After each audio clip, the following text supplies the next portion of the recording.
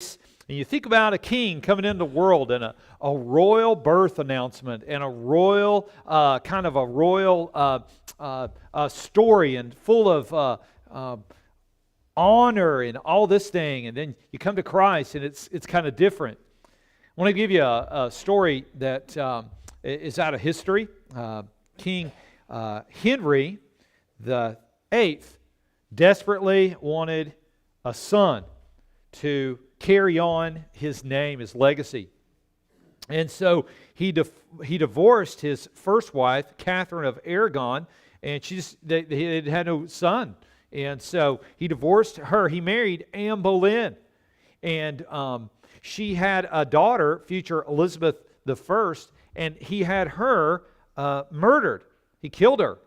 And then 2 weeks before, or 2 weeks after he murdered Anne Boleyn, he married his third wife, Jane Seymour, on May the 30th of 1536. So King Henry VIII was pretty serious about having a male son to take over his throne one day. So much so he runs through these wives, right? And so Jane had the motto, to bound, to obey, and serve was her motto. She would rub her stomach. She would constantly have her hands on her stomach and repeat, Edward, Edward. She was planning on having the son. You can imagine the pressure there, right? You know, to have this child or else. And so the spring of 1537, she announced she was expecting.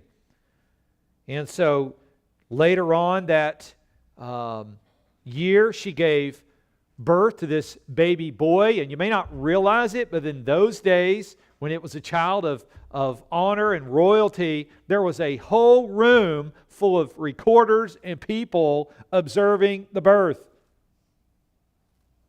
Talk about privacy. They didn't have any right there, right?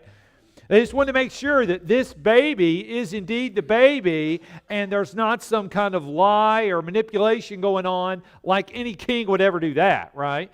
And so this baby is the baby. There's a whole room, like 30 people in this room while this precious woman gives birth, right? You can imagine that and everything. She has this child, Prince Edward V, early in the hours of October 12, 1537.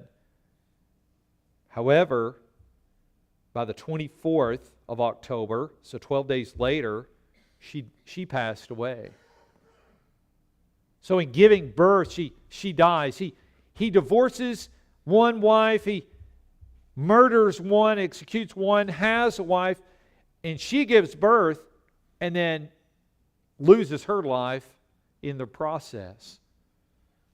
King Edward was an orphan.